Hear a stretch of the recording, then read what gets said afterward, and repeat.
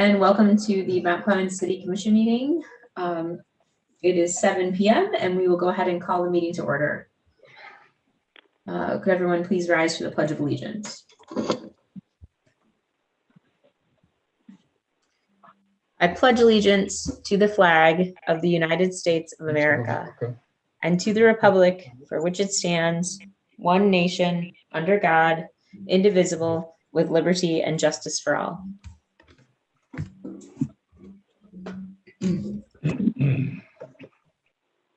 Roll call, please. Campbell. Here. Fournier.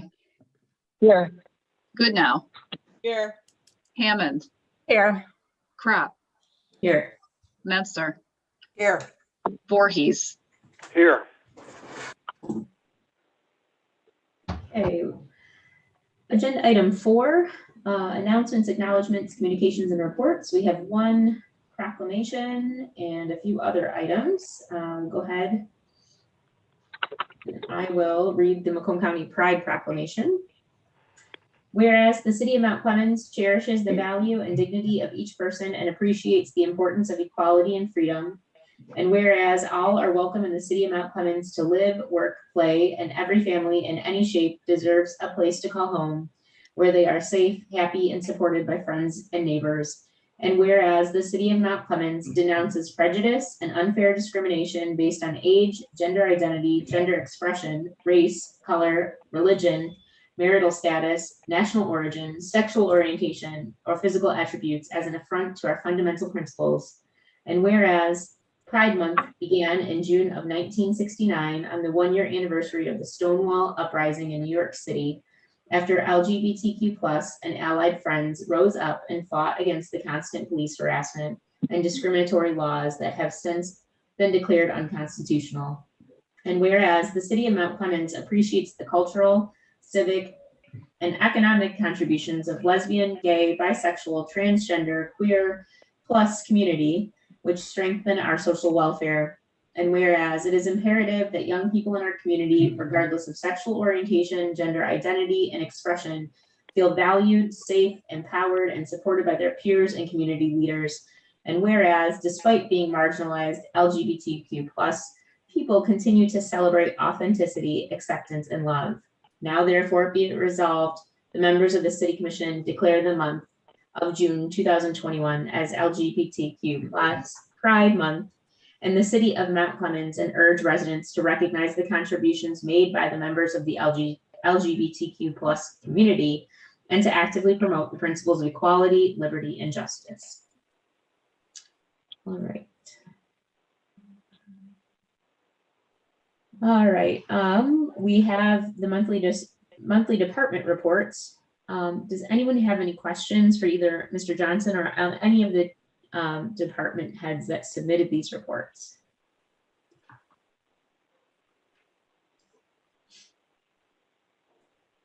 Mr. Johnson, do you have anything that you want to add to these reports? Just a couple of comments. One is we made a change in the reports on code enforcement this month, and we will be making a further change. This time you have 2 reports, one on open cases and one on closed cases. And there's a lot of detail on the closed cases and there's no detail on the open cases. I've asked Brian to make the open case report look like the closed case report and provide you with all the detail on the cases so you'll know exactly what has been done and what the status is. Thank you. I do have one comment. I have asked for additional information on the open cases, but I think we also need a workshop and we need to discuss the achievement of the goals and objectives. I'd like to have some discussion about the status of those.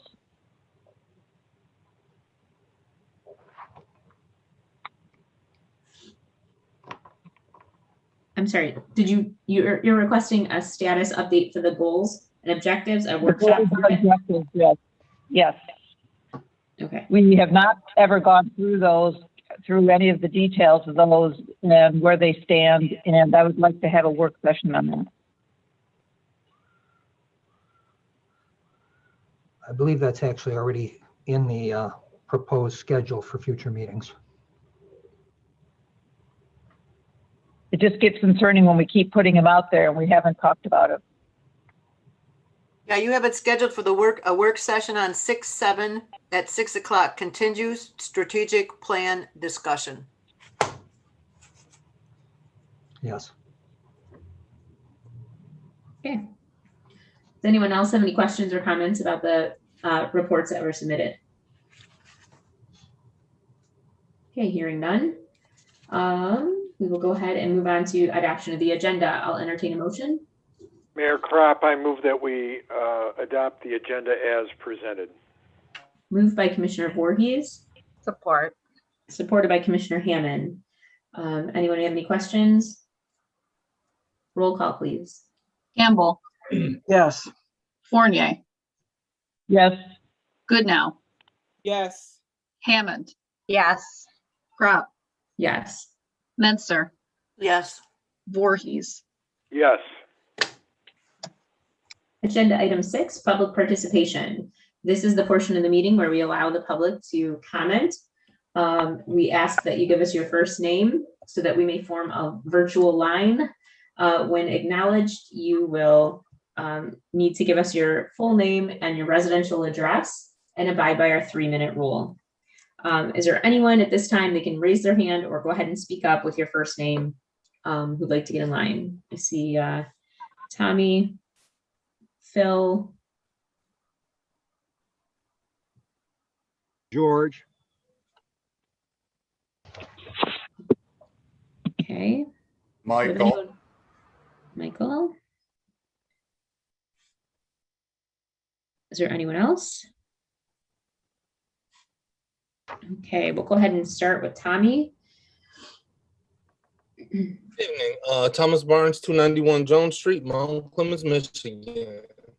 I would just like to make it known to our board and to our city that our Wild on the Fly Youth Summer Sports Sampling Clinics have begun again. Our next clinic will be held on May 24th, 2021 at Shady Side Park between 5 p.m. and 6:30 p.m. And then we will be offering another May camp on May 27th from 5 p.m. to 6:30 p.m. at Wilson Park. Our mobile sites will be open. You'll see us around town. So come by, say hi. We do a free lending for sports equipment for kids in the city of Mount Clemens. Thank you, everybody. Excellent, thank you. Next up is Phil. Good evening. I apologize for any background noise. I'm sitting outside and my neighbor's mowing his lawn right now. Phil Gilchrist, 1130 Wellesley Drive. Many of you know me from the Anton Art Center, but I'm also the board president of Macomb County Pride. And I just, as a resident of the city, wanted to say thank you for the proclamation in support of Pride Month this year in June of 2020. It is very meaningful to me, and I appreciate the support from the city for this important month. Thank you. Thank you. Next up is George. Thank you, Mayor Kropp. I appreciate the time. George Kale, property address of Mount Clemens, 180 Grand. Residential address is 19145 Devonshire in Beverly Hills, Michigan. In regard to the previous work session that we just had, I need to ask the city manager 2 questions. The first one is in regard to the city attorney's continual use of the term conditional license in regard to the applicants that the city has awarded these conditional licenses. I've looked at both the MMFLA and the MRTMA state enabling legislation. I cannot find any terminology, whether in rules and regulations or definitions, that refer to conditional licenses. You're either approved or you're not, period. So I'd like to find out where I can get further details on these conditional license. And the second question is in regard to the 2 applicants that the city had previously acknowledged as being the conditional license holders.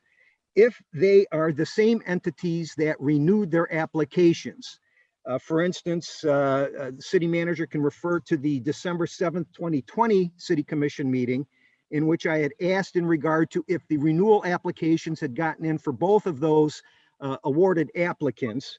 Of course, that hadn't taken place. But by December 16 of 2020, the administration response to me was that, of course, that there was a little bit of delay and that the review committee met again on December 16th, that very day, to, of course, renew those previous applications, which is a time issue. With the state of Michigan, you have certain deadlines and times to meet to fulfill your obligations as per state statute. So those are the two questions. And a brief comment within the last minute that I have, we've got to open up this process. We got to get some other minds in there, some people that can get this job done. This thing's being fast tracked and we're giving some sort of preferential and discriminatory actions for the already elected or the already awarded conditional license holders. This is ridiculous.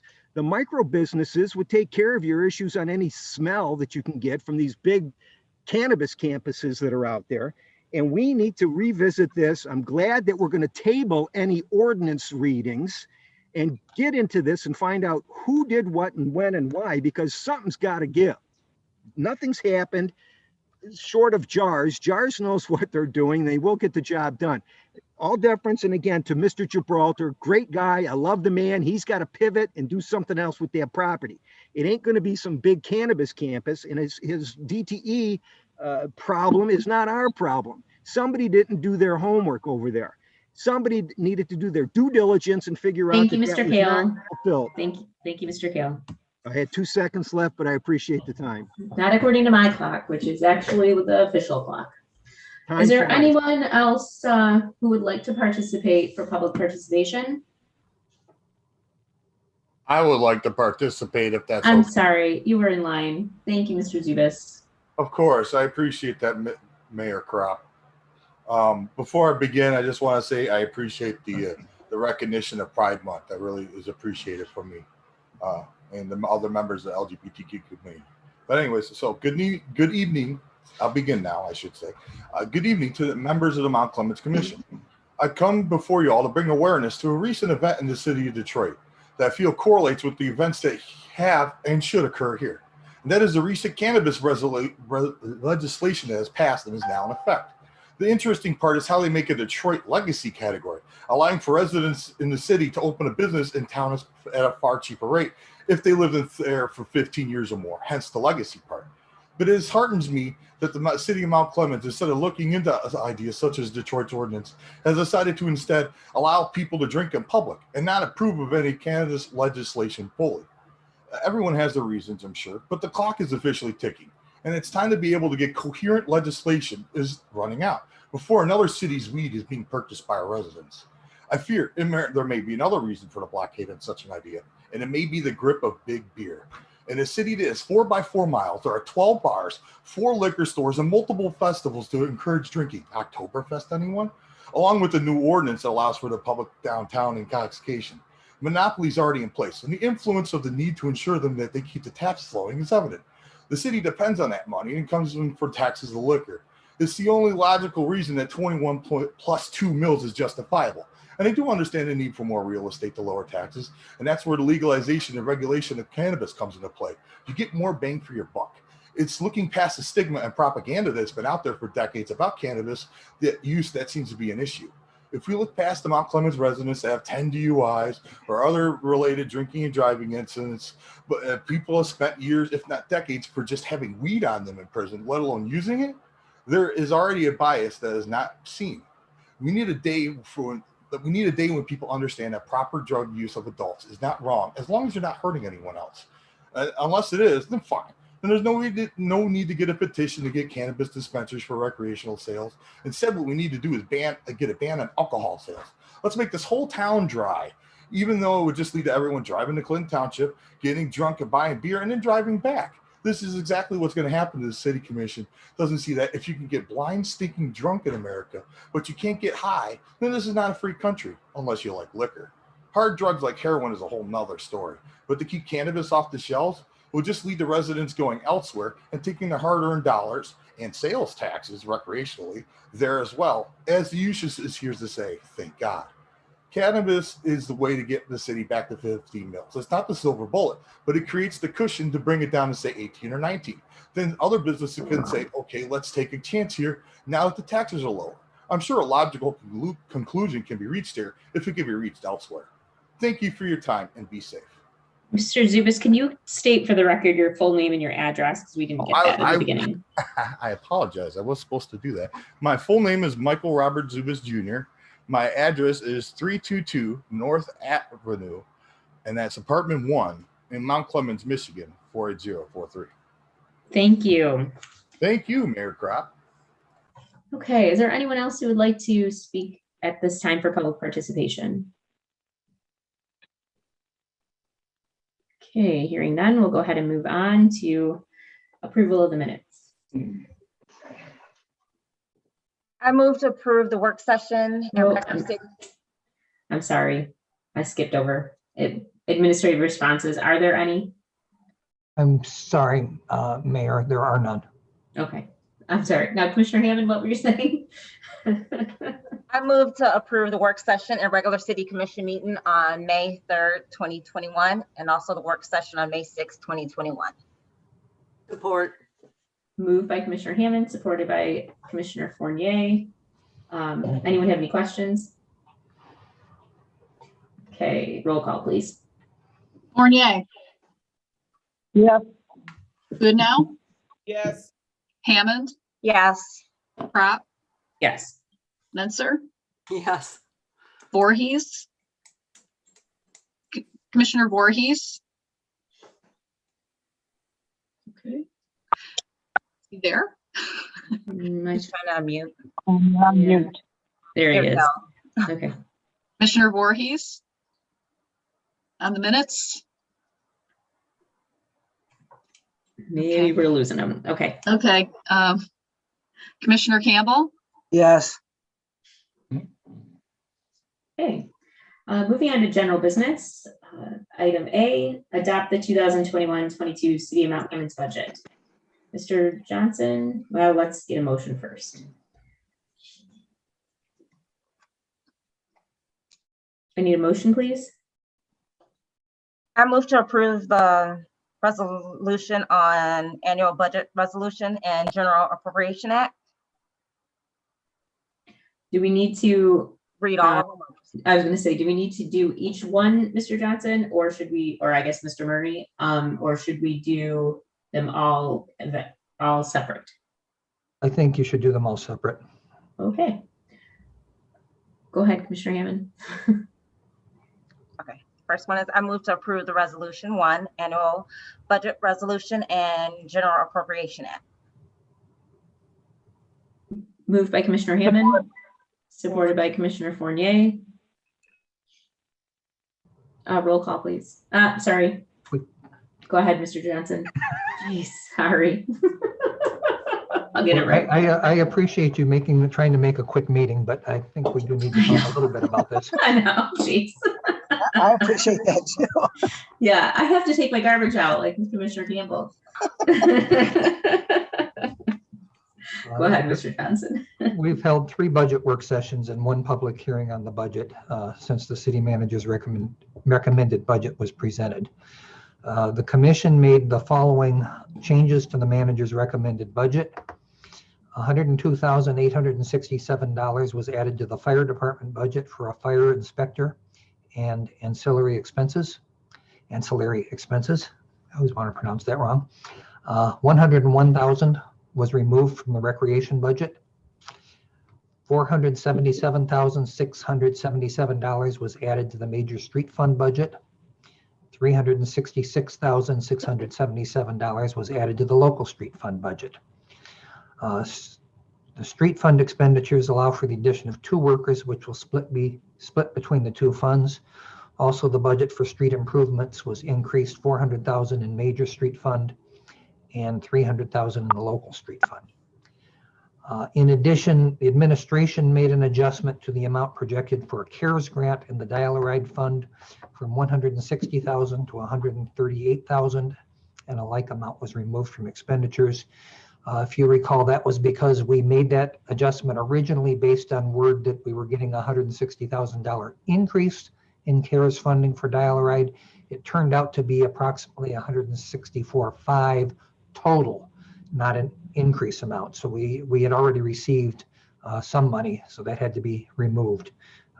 So it's now down to just the net increase of 138,000.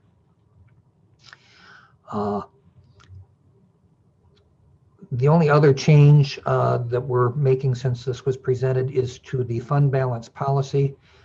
There were multiple references to budgeted expenditures in the formula, and those were changed to just expenditures, as these calculations should be made using actual audited expenditures, not just budgeted numbers. We have 4 resolutions that we're asking the commission to approve, and they follow. And these will be, one is actually the budget resolution and General Appropriations Act.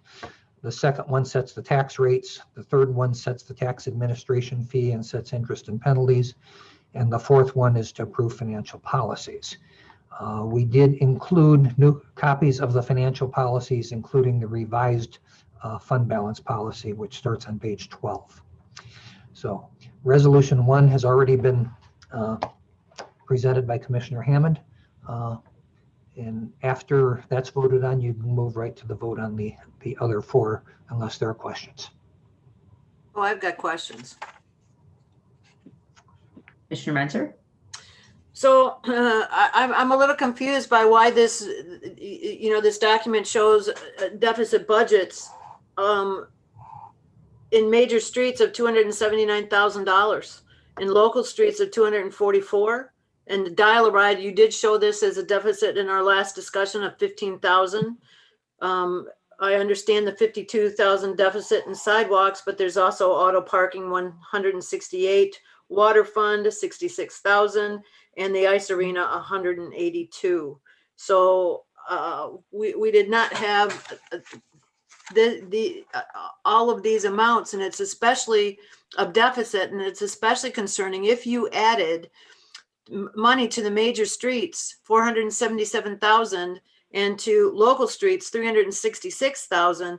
Why is there still a deficit of $279,000 and $224,000? Those are additional expenditures, not additional revenues.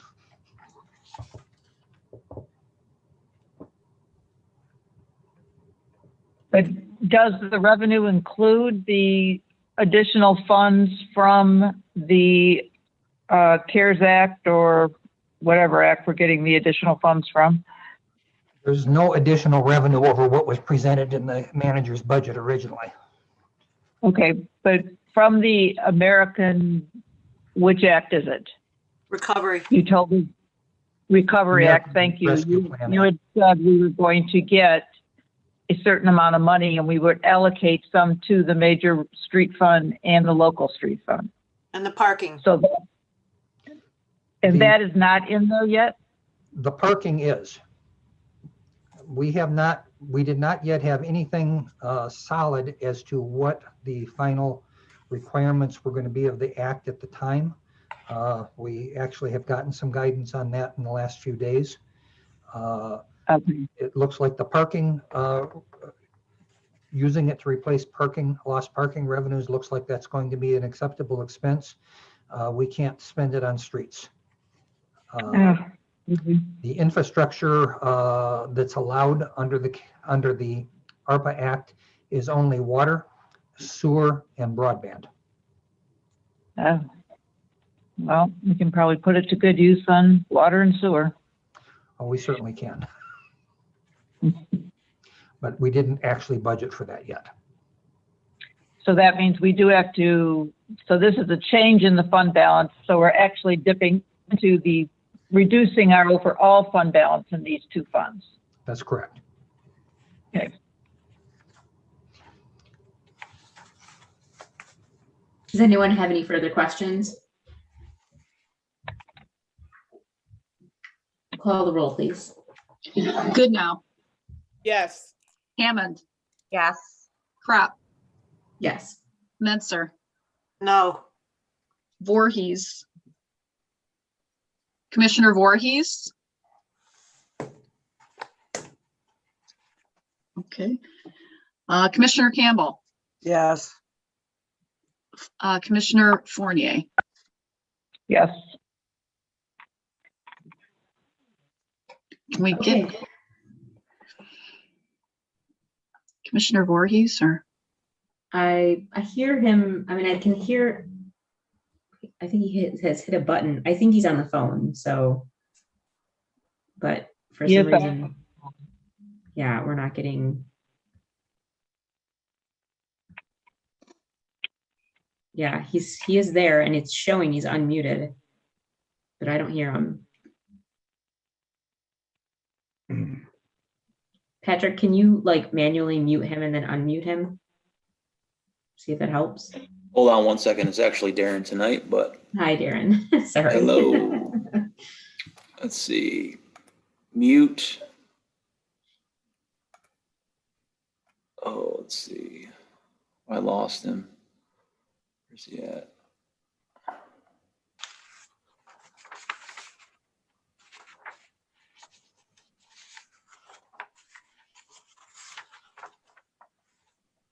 I don't see him in my list anymore. He's Oh, at the there he very is. bottom. Okay, of ask to mine. unmute. Okay. There he is. Commissioner Voorhees, can you hear us?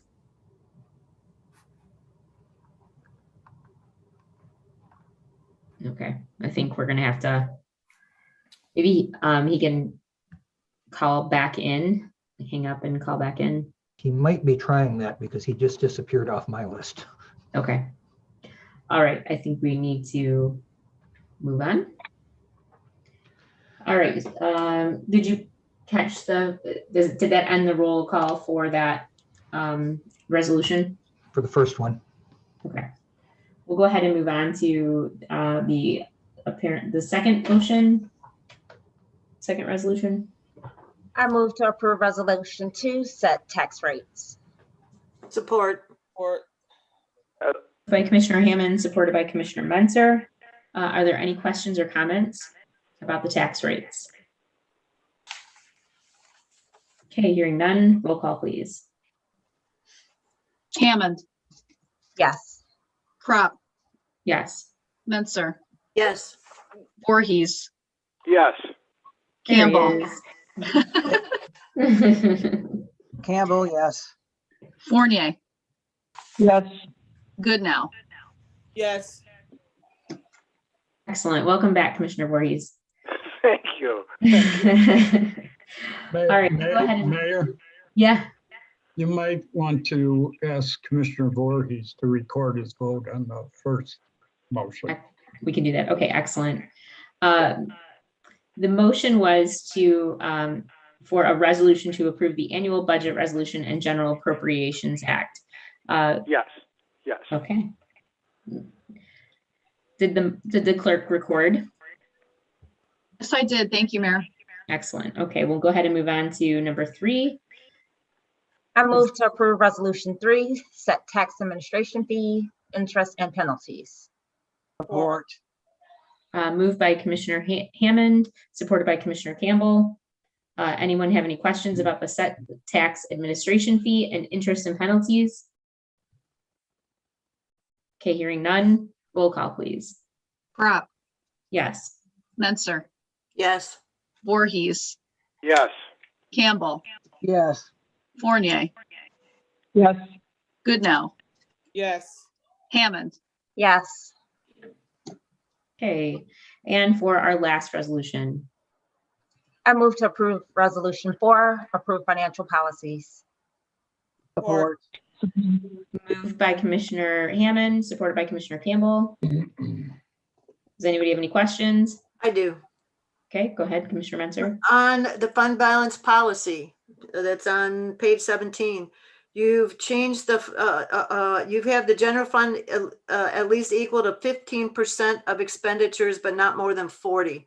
I'm wondering why you're saying 15 when my understanding is the general rule of thumb is 25%, no less than 25%.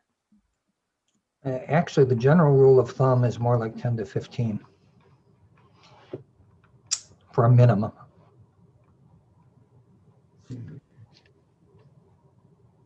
That's not the information I got from one of your staff members. Seems like you would have wanted to ask the city manager that question. Okay, does anybody else have any questions? 15 is also the minimum in the current policy.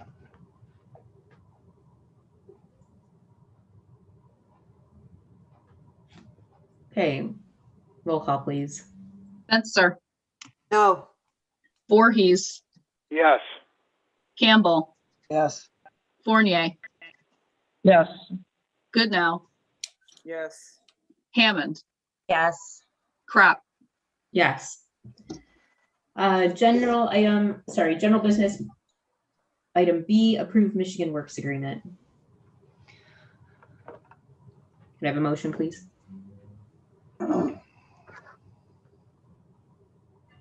I move to approve. To this mission, okay. I move to approve the memo of understanding between the Macomb St. Clair Workforce Development and the City of Mount Clemens as presented, and to authorize the execution of the contract by the appropriate city officials. Madam Mayor, we actually have a change we want to make to the resolution because we have not gotten the document back from Michigan Works yet. And in fact, what they suggested when Jennifer talked to them this afternoon is that we provide them with a document that has Mr. Murray's suggestions included. So what I would like is a motion allowing us to enter into a memo of understanding with Macomb County St. Clair Workforce Development as approved by the city attorney. Commissioner Hammond, are you in support of that motion? Yes. Okay, and do we have a support? Support. I'm sorry, Wanda, did you have a question? No. Okay, so we have a support from Commissioner Fournier. Okay, Mr. Johnson, do you want to go ahead and explain? Yes, thank you. What this whole program is about is it's a labor program that Michigan Works is offering to the city, where we'll be able to get up to 6 summer workers in the Public Services Department and 1 in City Hall. The workers will be employees of Michigan Works, not of the City of Mount Clemens. They are allowed to work up to 480 hours. Michigan Works will pay up to $12 an hour. They will allow us to offer a higher wage if we pay the difference plus a 10% administrative charge. And if that's the case, they will bill us for that supplemental pay.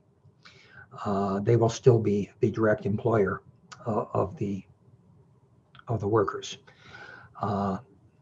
Did I mention there's 1 in City Hall too? The memo of understanding establishes the terms and conditions between Macomb St. Clair Workforce Development Board which is representing Michigan Works young professionals and the City of Mount Clemens. It's entered into for the purpose of delineating the respective roles and responsibilities for the hiring and payroll operation for a Michigan Works young professionals paid work experience. The reason we're asking the commission to go ahead and approve something that isn't nailed down 100% at this time is because our next commission meeting is 3 weeks away. And 3 weeks takes a significant chunk out of the summer employment timetable that I don't really think we can afford to lose. So we'd like to get this approved so that we can get this program rolling and get some assistance in both public works, some significant assistance in public works, and some help in City Hall as well. Hey, does anybody have any questions or comments for Mr. Johnson? I do. Now so apparently Mr. Murray had an issue with the fact that the insurance coverages were not spelled out in the agreement. Did Michigan Works have any objection to that?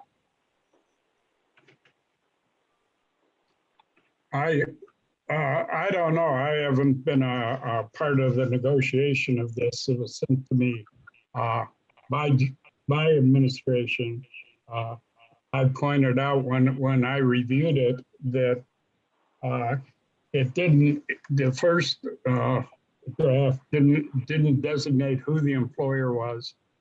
It didn't designate anything relative to discipline, who's going to discipline these workers. It had nothing relative to insurance, workman's comp, auto, etc. So those are the issues that I raised.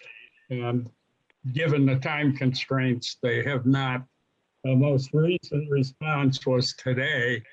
Jennifer, the HR director, sent me a memo saying that they asked that I draft some language to cover those items. So how is it legal, Mr. Murray, for us to approve a memo of understanding that we don't have? And that includes things like you just mentioned, important things, workman's comp insurance, liability insurance, auto insurance, and personnel related issues. How can we approve a memo of understanding that we have no idea what it's coming back like?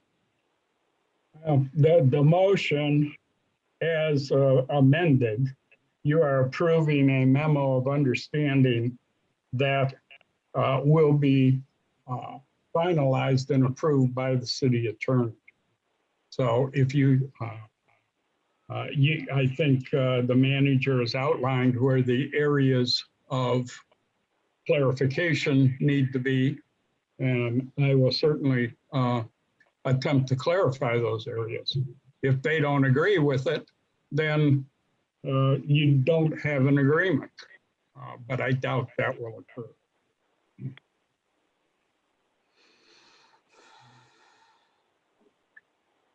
So we are agreeing to this memo of understanding subject to the clarification and the inclusion of those points.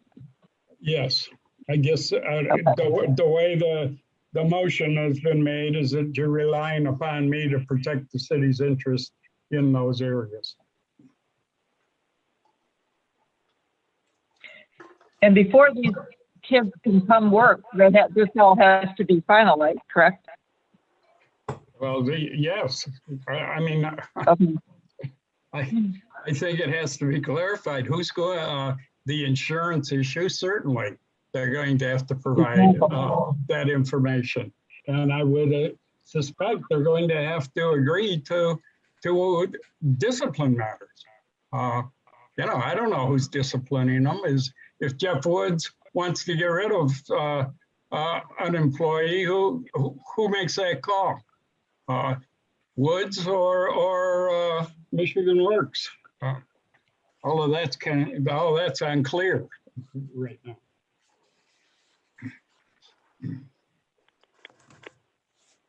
I would like to point out that I think this is that the program itself, since we really haven't discussed that at all, I think is a unique opportunity for Mount Clemens in terms of utilizing some help for our DPS that we know is understaffed, and for some of the seasonal work, and at very little or no cost to the city.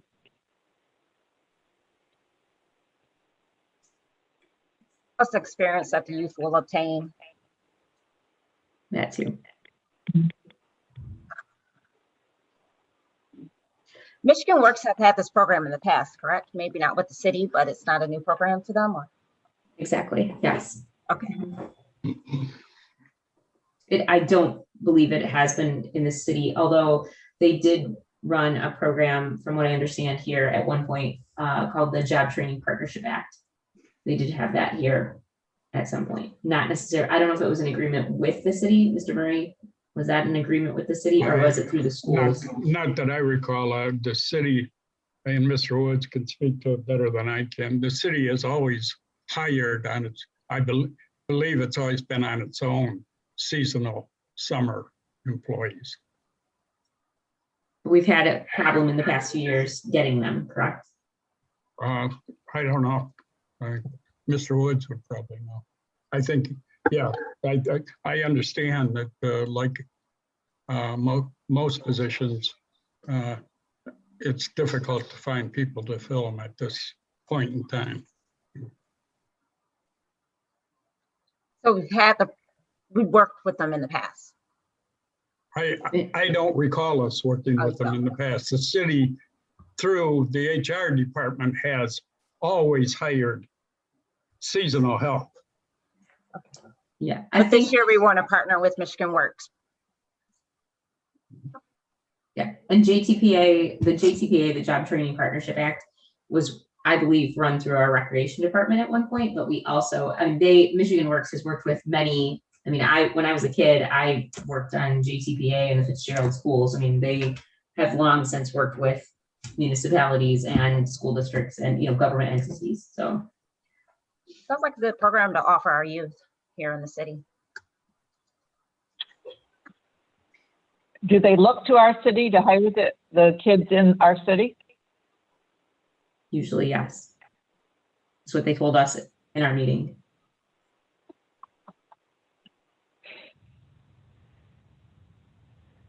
Is there anyone else with the questions? Okay, roll call, please. Voorhees, Yes. Campbell, Yes. Fournier, Yes. Goodnow, Yes. Hammond, Yes. Crop, Yes. Menster. Yes. Okay.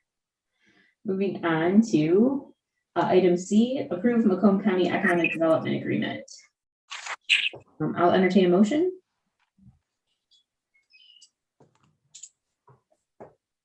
I move to approve the agreement between the city and Macomb County for economic development services for $700 per month for 6 months, with the cost split evenly between the city and DDA, and authorize the mayor and city clerk to sign the same.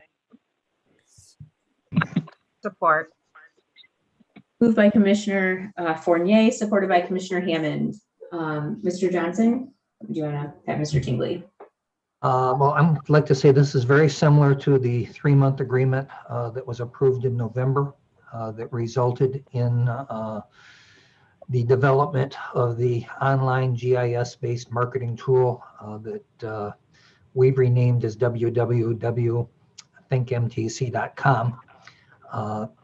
But I'm going to let Brian go into any more details and answer any questions you may have. Thank you. The cost of this agreement, or the cost of the previous agreement, was $2,100 or $700 per month. Again, half was paid by the DDA. This agreement would maintain that $700 per month. The county would continue to maintain and update the thinkmtc.com site, and they'll also be including non-DDA properties on the site as determined with the city. They'll continue to act as a liaison between developers, the MEDC, commercial real estate agents, property owners. They'll be collaborating with the city on putting together packaging and promoting available incentives, whether that's the DDA's facade program or other state incentive programs that are available. They'll continue to attend one DDA meeting each month in an advisory capacity and continue assisting the city in our brand development services. On May 5th, the DDA board did approve continuing to pay half of the cost of the agreement, which also does contain a 10-day termination clause. Thank you. Does anyone have any questions for Mr. Tingley? Yeah. Mr. Tingley, can you tell us how effective that this program, this tool has been so far? Well, I think just the GIS-based marketing tool that they created for the city was well worth the initial $2,100. It's a very attractive looking site. And we are going to be working with the county on getting some statistics in terms of how often that site is being visited. So I think the previous agreement, as well as this one, is well worth the money. Okay, thank you. I have a question too. Can you just give me a specific example about the second bullet point, act as the liaison between the developer, the Michigan Economic Development Corporation, and the city? And real estate agent, what are we talking about there? Well, they'll often, the county is often the first point of contact, so they will work with developers behind the scenes in terms of helping them understand the development process. The county will oftentimes coordinate meetings on our behalf with potential developers or current property owners downtown. So they do a lot of work in terms of just coordinating the different parties that are in play when it comes to development or redevelopment of properties. Such as, what parties are we talking about? We talk about a developer. Yeah, property owners, commercial real estate agents, interested developers. So they're doing that on our behalf, rather than, for example, you doing it directly. Correct. Because often, Commissioner Fournier, just to clarify a little, often the developers reach out to the county's economic development program first. So they're like the first point of contact, and then they contact Brian, myself, Don, and then it typically kind of snowballs from there in terms of getting people the resources they need, or helping them locate properties, things like that. And if I can add, they will reach out if we ask them to. They will reach out to property owners, again, potential developers, commercial real estate brokers. If we ask them to, they will reach out and coordinate. So it's not just them, those people going to the county, but the county will do those things by our request as well. So if we have a piece of property that hasn't been developed that we're looking to, we have a few, not all of them downtown, they would look for a developer, help us look for a developer? Well, that's part of what the thinkmtc.com was designed for as well, is to have that online presence. So when there are developers that are interested, they can find that. The county does maintain a database of not just developers, but site selectors that work on behalf of developers. And so when there are properties downtown that fit what these site selectors are looking for, they will try to make that connection. Okay, thank you. They'll also work with various developers on what incentive programs might be available, and this goes way beyond what we might offer. They look at what the state has available and what is available through county programs. We had a meeting on a project last week that the county did a lot of work on ahead of time. And that was the expansion of AE Electric, who wants to build a facility across the street from their current one on a site that was at one time a gravel pit, and then more recently a driving range where you drove the golf balls into the water. There's a little pond or lake, as they call it, that developed from the gravel pit. The county's been very much involved with that project. I mean, Jack Johns, especially Jack Johns from the county, it has been, a pretty intense resource for us. And he has done a lot of legwork on bringing several of the newer businesses that are in town to Mount Clemens and helping them figure out a path forward in terms of development and funding. So just to give him a shout out. Well, and as a reminder, Miss Jack Johns is the perfect one to represent our city for planning and economic development, because he was formerly a Mount Clemens City Commissioner and he lives in Mount Clemens.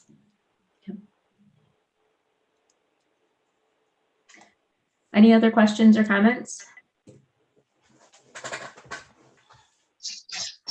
I guess I'd like to add that collaborating with the county is a specific part of our strategic plan as well. So I think this is an example of that and a good way to implement partnerships. Call the roll, please. Campbell, Yes. Fournier, Yes. Goodnow, Yes. Hammond, Commissioner Hammond, Yes. Crop, Yes. Menser, Yes. Voorhees, Yes. Okay, thank you. We will go ahead and move on to item D, approved contract for rental inspection services. I move to approve the agreement with Michael L. Farren to provide rental inspection services for the 2022 fiscal year and to authorize the mayor and city clerk to execute the same. Moved by Commissioner Menzer, Or supported by Commissioner Goodenough. Mr. Johnson. This is basically a renewal of a contract that we've had for some time. If there are any questions from commissioners, Mr. Tingley is here to respond. I do have one comment / question, and I've been vocal about it for many years, but I don't always think, and this does not apply to all landlords, but there are many landlords that do not maintain their properties in the city, and we have a lot of rentals. And I don't know if I can put it on Mr. Farren. He is a contractor and does theoretically what we want him to do, but I don't think it's working that well. And I think that the latest list we received of all the open blight cases is evidence of that, because I know that they're blight and this is rental inspection, but there is a lot of overlap if you go through the rental certificate of compliance inspection self-test. Something is just, we need to step up our game there. And I don't know if it's Mr. Farren or if it's us. And so at the workshop that we had to discuss some of this, I have to say, just as an example, sidewalks and driveways is in the self-test. They must be in proper state of repair and maintained free from hazards. That hasn't happened. It has not happened. And so are we bypassing things, or are we letting people off the hook? Or are we just, I don't know. But I think that the whole game around this rental inspection has to step up. And I don't want to blame Mr. Farren if that's not the problem.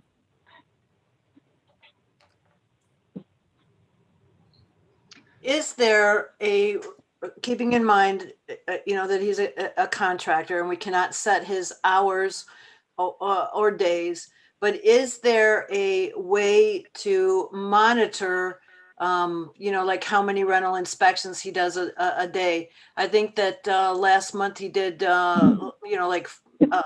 41 for the month. That would indicate, about 1.5 per workday. Is there a way to add some kind of a specific on that?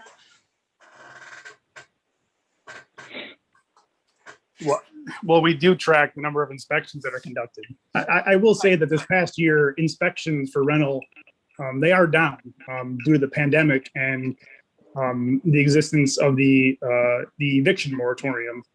That has kind of put a dent in our ability to get into some of these properties to do inspections. But yeah, we do track the inspections that are conducted. But is there a reasonable number, that we could expect, like at the end of the week? Keeping in mind some of them have 4 units or more, and some of them don't. Is it a reasonable number to expect that he inspects 10 per week, or is it reasonable that he inspects 25 per week? I really don't know. I just wondered if there was some kind of measurable goal. The numbers will fluctuate. We are in a 2-year cycle for inspections, and I believe I stated before that the number of inspections doesn't necessarily always paint a picture. I mean, technically, sometimes the less inspections we're doing, that's good. That means people are compliant. So it's hard to pinpoint what a reasonable number would be. And again, at the end of the day, when we request an inspection, we have to be permitted into the property. And we do run into cases where we have to go to court because people fail to schedule their rental inspection. So that plays a role as well. So I would say it's hard to pinpoint a reasonable number of inspections per week. Thank you. And you know, if the number of inspections is one thing, but if the quality of those inspections is another. And as you know, I have personally torn down rentals that could no more pass this self-test than they wouldn't have been torn down otherwise. I read one of the things is all foundation walls shall be maintained. There was one where the floor was literally caving in. So that doesn't happen overnight or within a 2-year inspection. And I think that, again, I don't know that we have an answer here tonight. And I will, if you believe Mr. Farron is the one for the job, I will support you in that. But I think that we need to step up our game. I mean, like, as I said, there are good landlords that maintain their properties, but there are a lot that do not.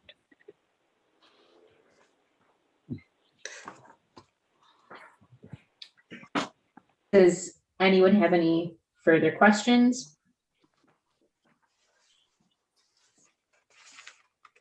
Hearing none. Roll call, please. Fournier, Yes. Goodnow, Yes.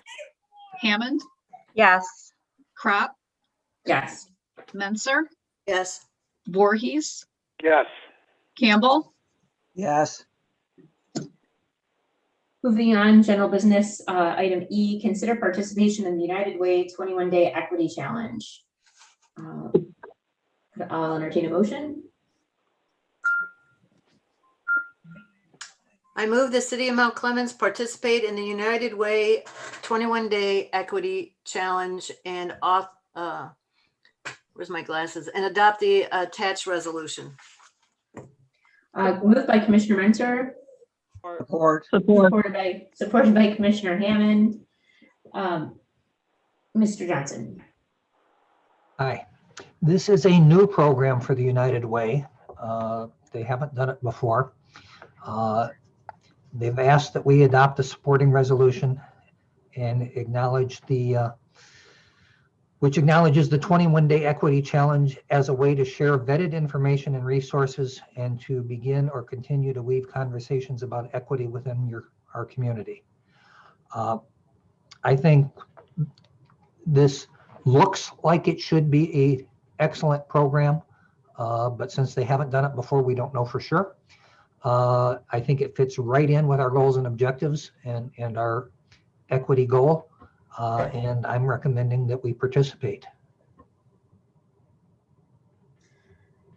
This, just to add to that, this came across my desk, and it would, require, I guess, the participation of the commission in terms of, for 21 days, you'll get basically like tips and emails about equity and just learning about topics that address systematic racism, and yeah, I think it seemed like really good information, and it also was really timely with what our last discussion on the strategic plan was with finding specific things that we can do to target that goal. I thought that this was something that was very specifically aligned to that. So yeah. Anyone else have any questions? Okay, hearing none. Roll call, please. Hammond, Yes. Crop, Yes. Menser, Yes. Voorhees, Yes. Campbell, Yes. Fournier, Yes.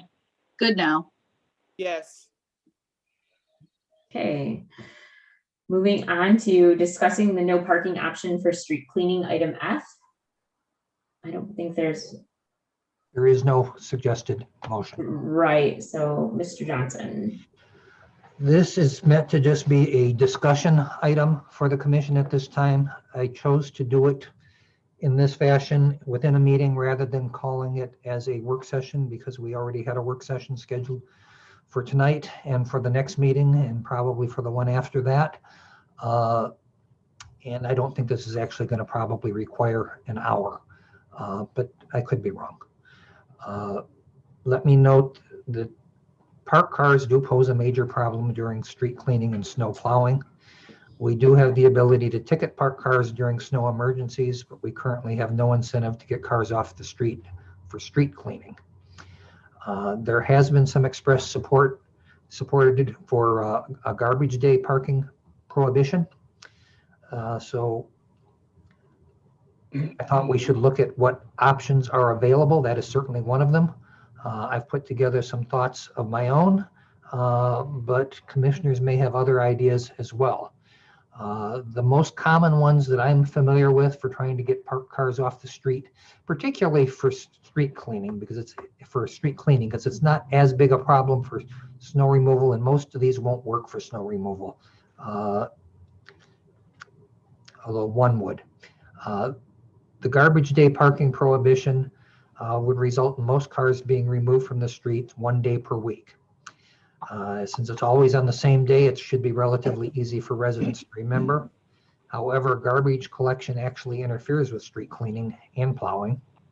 The trucks themselves get in the way of the cleaning and plowing vehicles, and many residents put their containers in the street where they would be in the way. 1 day a week when vehicles are not present on a particular street is a viable help for street cleaning, but it would not be for plowing. We can't wait that long to plow. Finally, this would need to be enforced every weekday when we only actually clean residential streets. I put 4 here, but I believe it's actually, the target is 6 times per year. Finally, removing all parking from the streets in the collection zone represents a major inconvenience for residents who may not have adequate off-street parking available. Some cities do what's called alternate side parking. This makes one side of the street available for parking and changes the side almost every day. We use the calendar days and the addresses so that on even numbered days, you can park on the side of the street with even numbered addresses. And on odd numbered days, you can park on the side of the street with odd numbered addresses. Since only half the street at a time is designated a no parking zone, it represents a much lower burden on residents. We would not be taking away all street parking. However, we would still be enforcing parking restrictions every day, or at least every weekday, when we only clean the streets 4 to 6 times per year.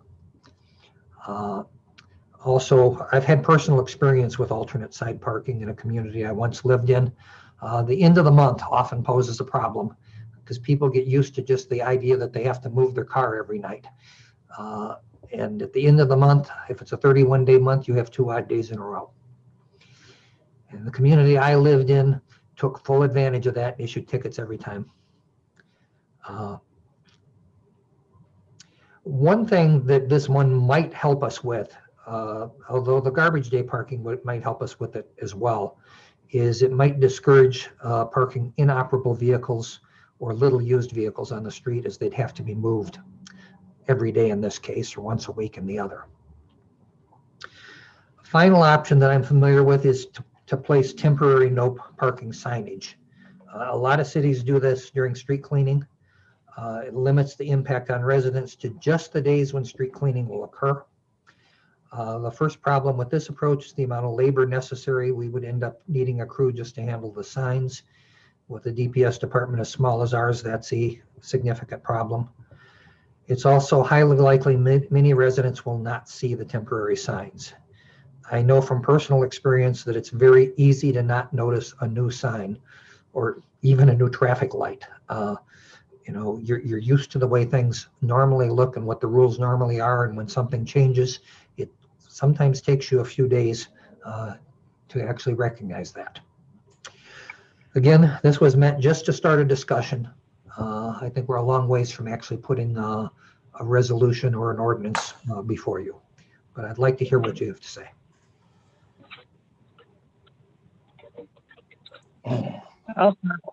So I believe that I think that the temporary signs is a good idea, but if it's more work than we can handle, then I would go with the garbage day. I get that you'd have to coordinate with the pickup, the garbage pickup people, but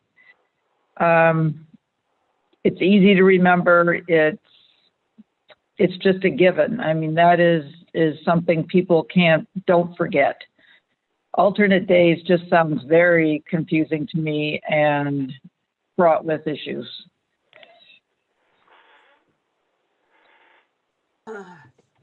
I don't see us denying parking every single week on garbage night when we're only going to sweep the streets 4 to 6 times. I don't. I think I would want Mr. Wood's opinion in here, because we just authorized him hiring 2 new people. We just added or approved an agreement with Michigan Works to add several people to his temporarily, I know, to his crew for the summer.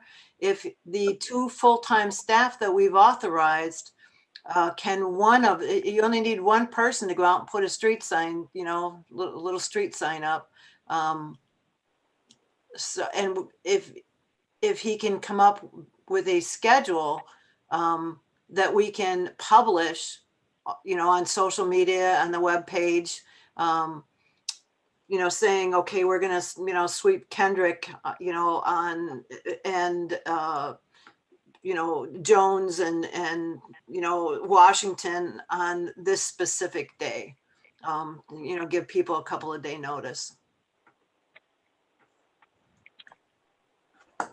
And I would hope that if there's more days that we are able to sweep the streets. And I think that it is all about timing as well. I mean, obviously the fall is worse than the middle of the summer. But it did used to be, if we look back, on garbage day. And that was when we cleaned the streets every week. Yeah, well, we know that's not going to happen right now. Yeah.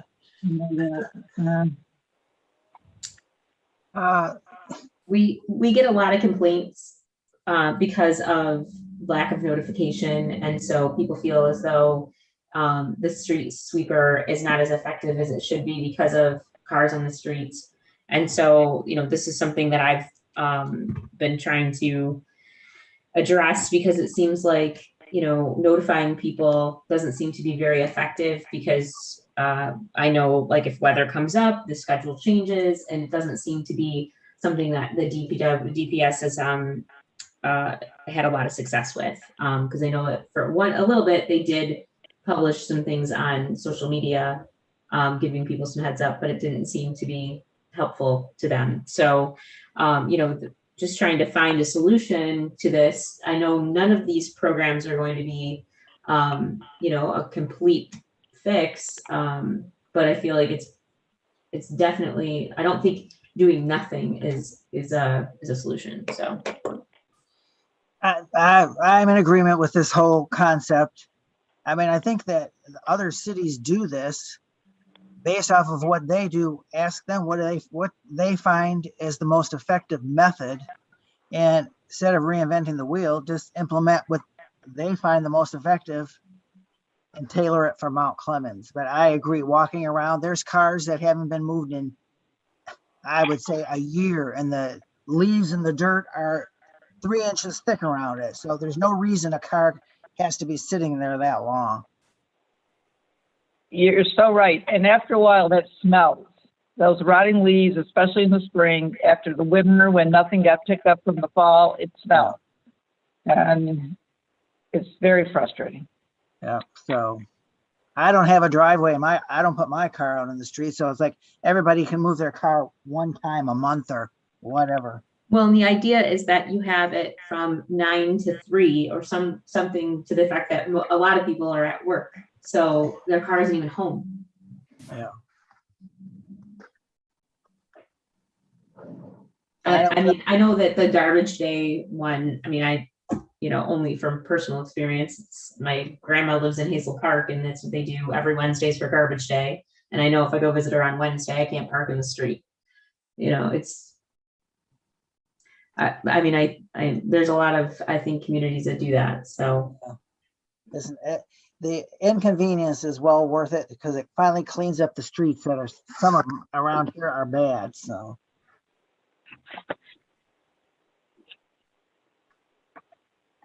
Okay, is there any other questions or comments about this? Mr. Johnson, do you feel like you have any, do you want me to do kind of a straw poll? Like to get an idea if one of these three approaches is the one that everybody would like to use, or if they have any other ideas. I like the simplicity of the garbage day. 1 day a week. Same, I agree too. So do I. I like the garbage day, yep. Yes. There you go. There you go. Okay. Awesome. Okay, thanks everyone. We will go ahead and move on to item 9G, purchase and payments of invoices. Move to approve purchases and payment of invoices as presented. Moved by Commissioner Campbell, supported by Commissioner Goodenough. Anyone have any questions or comments on purchases and payments of invoices? Hearing none, roll call, please. Goodnow, Yes. Hammond, Yes. Crop, Yes. Menster, Yes. Voorhees, Yes. Campbell, Yes. Fournier. Yes. Excellent. Agenda item 10, consent agenda. Move to approve consent agenda as presented. Moved by Commissioner Campbell, Or supported by Commissioner Goodenough. Roll call, please.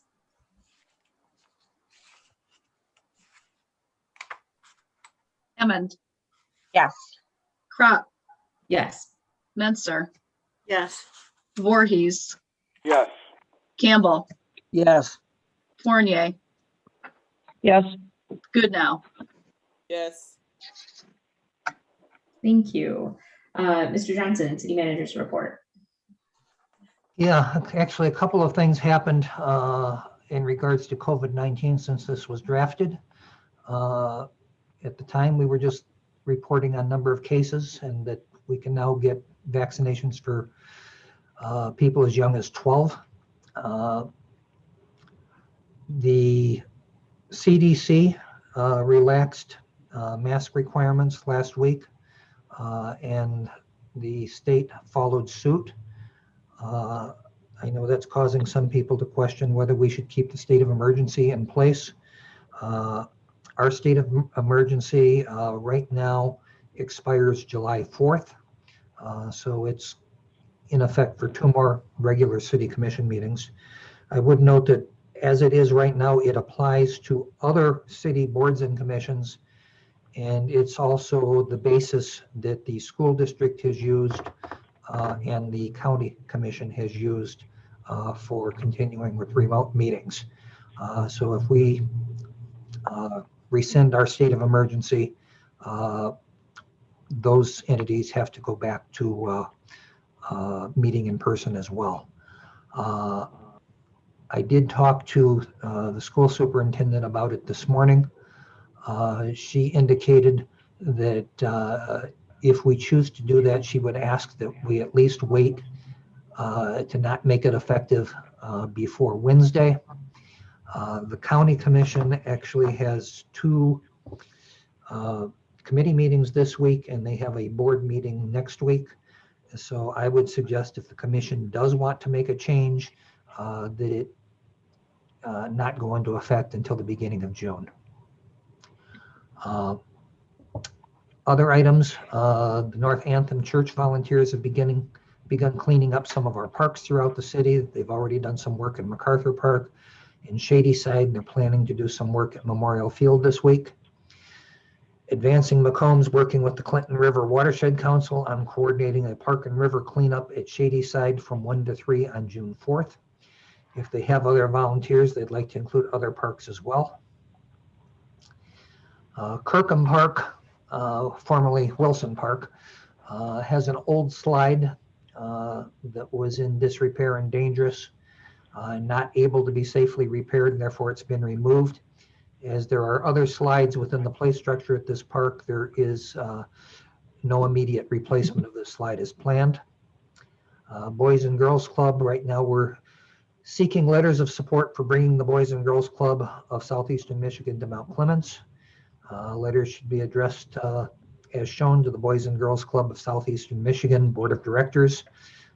26777 Halsted Road, Suite 100, Farmington Hills, Michigan, 48331-3560. I've sent out sample letters to all of the commissioners and told you you can use it as is, you can modify it as you wish, or you can ignore it and write your own. But I would ask that you do one of those three things. Sidewalk removal. There's a section of sidewalk on the riverbank between the Bathhouse Foundation and the Dickinson Bridge, which runs parallel to the boardwalk and dead ends at the bridge. There's really no reason anybody should be using this section of sidewalk because it dead ends and you can't go any further. It's scheduled for removal because it's failing and could become dangerous. Once the concrete is removed, the area will be backfilled with soil and seeded. We see no reason to replace the concrete as this section of sidewalk serves no purpose. Pedestrian traffic at the bathhouse moves onto the boardwalk and continues. The Play Fountain project. Advancing Macomb reports fundraising for the Play Fountain at Shadyside Park has been very successful. They will continue fundraising, but they're ready to move forward with the project, and we'll be working on an RFP. We'll be bringing back something to the commission that spells out the city's responsibilities and Advancing Macomb's responsibilities and the Anton Arts Center's responsibilities, probably for the next agenda. The fundraising has raised $250,000. $75,000 of that came from a Kaboom grant. $80,000 of that came from the public spaces, community places program, that same one that we used for the kayak launch, which took donations on patronicity, and the MEDC matched. And we've got $80,000 there. They have additional gifts of $35,000, and they've got a CFSEM, and I'm afraid I don't know what that stands for, grant through the Art Center of $60,000, and that is specifically for putting a mural on the surface of the concrete that will be the play area. That's the Community Foundation of Southeastern Michigan. Thank you. And I've listed future agendas. Obviously, the marijuana issue is going to require more work sessions, so we will not be presenting the ordinance for first reading on the 7th or second reading on the 21st. We do have a work session to continue the strategic plan discussion, which was started at the last meeting and not finished. And then hopefully we'll be able to update the strategic plan at that meeting. And that's all I've got for now. Thank you. Does anyone have any questions for Mr. Johnson? Okay, hearing none, we'll go ahead and move on to the second opportunity for the public to participate. At this time, we'll take first names of those who would like to speak, and then we will give you your 2 minutes. We'll, of course, ask for your full name, your address, and then we'll give you your 2 minutes. Who would like to participate?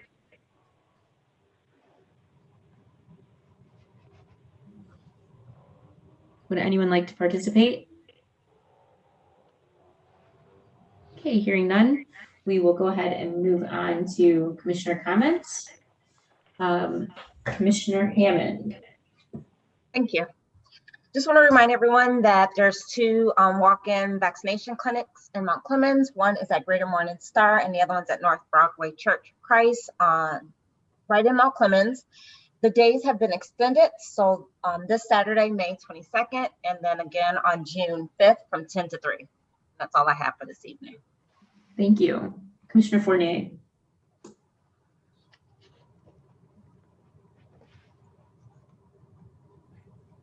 Commissioner Fournier. Did we lose you? Sorry. I'm off mute now. Sorry. I just wanted to shout out tonight to the Purpose Point organization, Davin Savaljo and Kurt Davis, who co-founded Purpose Point. They had a summit in Mount Clemens last week, 3 days, hosted, it was at the Emerald Theater. It involved several restaurants in downtown Mount Clemens. It showcased downtown Mount Clemens. The summit itself was absolutely exceptionally, it was amazing. I was so pleased at the quality of the speakers and the impact that it made. But that was an example of using our downtown for something like this, which I haven't seen and I can't remember.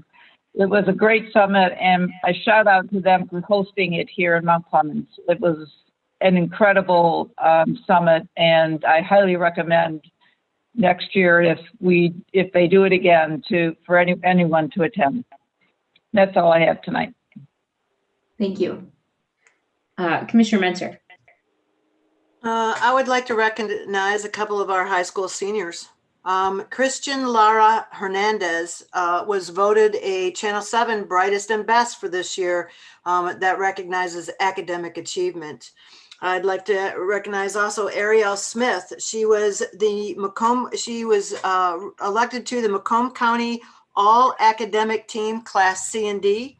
She was sponsored by the MISD, the Macomb Intermediate School District, the Macomb County Principals Association, and the Macomb Daily. There are good things happening in our schools. So congratulations to Christian and Ariel. I'd like to also give a shout out to Pat Linneberry, the senior producer for the Macomb Cable Network and the Bath City Beat. They are celebrating 20 years in June. And I want to say that, we should be thankful for the many opportunities that Patrick and Darren have provided for Mount Clemens High students in digital media and digital production and broadcasting. Thank you guys very much, and congratulations on hitting 20 years. It's been a wonderful program, and of course, we wouldn't be here tonight on Zoom without Darren and the Macomb Cable Network. I would like to, if you remember last commission meeting, I talked about a basketball game at the high school that was supposed to take place on May 14th. Well, that got canceled because the track team had a meet that night that somehow was not put on the school calendar. And we found out at the last minute from one of the coaches, Coach Maurice Wallace, that, when he was invited to play, that there was a meet. So we were forced to postpone it. There will now be an alumni and coaches game, basketball game at the high school on June 4th at 5 o'clock. And some of the track team is going to play also now because, some of the students, some of the kids are on both teams. So we've opened it up. There will be a congratulatory dinner afterwards for the players. And each player gets to bring a guest. But it would be really, really nice if our community stood up for our high school and came out to that game on June 4th at 5 o'clock. Thank you. Okay, thank you. Commissioner Voorhees. First of all, I want to apologize for the technology. I think I got my fingers on the wrong buttons, and therefore, muted myself more than I should. The marijuana issue, as you can see, as I look at it, is about as clear as mud. So hopefully we can get through this with the help of Mr. Murray and Mr. Johnson. And with that, once a Clemite, always a Clemite. Thank you. Commissioner Goodenough. Yes, I would like to say that this was just given to me, so I wanted to share this with everyone. So Habitat for Humanity is giving out new refrigerators, and they will take the old one, and the refrigerators come from Home Depot. I have placed that information on my Facebook pages. It's called the Habitat for Humanity Refrigerator Replacement Program. And in addition, if anyone knows of anyone that needs food or clothing or resources, toiletry bags or whatever, please reach out to me. I would be more than happy to help them with any of that, or if they need any resources, I can do that as well. Thank you. Thank you. Commissioner Campbell. Yeah, I just have one thing. I want to say that I'm in full agreement with regards to the street sweeping program and implementing something that is going to allow the street sweepers to do their job more effectively. I've been out when the street sweeper went through and cars are all over the place, and I don't even know how they were able to manage to do the excellent job that they are able to do. So I'm fully in favor of the city manager moving forward with a plan to get something in the works here. That's it. Thank you. Thank you. Did I cover everyone? I think so. Okay, I am really excited to see the social district approvals of participating restaurants. Those are starting to roll in. So we have now a Bebo and Cellar 104. So thank you to those two restaurants for getting their paperwork in and being the first two approvals of those. So we're excited to we're gonna begin to roll out the social district here real soon. I want to thank Eric Rick for volunteering to serve on the Planning Commission. If you are interested in serving the community by being on one of our boards or commissions, all of the details are located on our website under boards and commissions, and they have all the details of what each board does. It has the application right there, and all you have to do is fill it out, and you can either email it to us or bring it up to City Hall. And we are still looking for some volunteers for our boards and commissions. I want to thank New Anthem Church. They're doing a really great job. They have worked in the parking lot of behind Oakland University. I saw them working on the median over by North Avenue. They've been working in our parks. They've worked really hard for, I believe they called it Love My City Week. And so we thank them for their dedication to our community. Commissioners, please make sure to sign your letters of support for the Boys and Girls Club of Southeastern Michigan. This is really important. Also, if you know people in the community that would be willing to send a letter of support, if you could forward them the information that was given tonight with the address and a sample letter, we would really appreciate it. It's imperative that we get at least 25 letters. And I think that's all I have tonight. So we will go ahead and I'll entertain a motion to move into executive session. I move the city commission move into a closed session to discuss the city manager's evaluation. Support. Moved by Commissioner Fournier, supported by Commissioner Menser. Roll call, please. Hammond, Yes. Crop, Yes. Menser, Yes. Voorhees, Yes. Campbell, Yes. Fournier, Yes. Goodnow. Yes. Okay, so now at this time, the commission will be moved to a breakout room. The commission will return afterwards to finish the agenda. I'll entertain a motion to adjourn. Motion to adjourn. Support. Moved by Commissioner Mentor, supported by Commissioner Hammond. Roll call, please. Voorhees, Campbell. There he is. Wait. Voorhees, Yes. Campbell, Yeah. Fournier, Yes. Goodnow, Yes. Hammond, Yes. Crop, Yes. Menser, Yes. Campbell's here now. Campbell, adjourn. You're muted, Ron. Would you like to I'm adjourn? sorry. When I came back from the other room, I didn't unmute it. Yes. Or do you want to hang out some more? Yeah. I want to hang out. Okay. All right. Thank you, everyone. Have a great night. Thank you. Good night. All right. Good night. Good night, everybody. Good night, John Boy.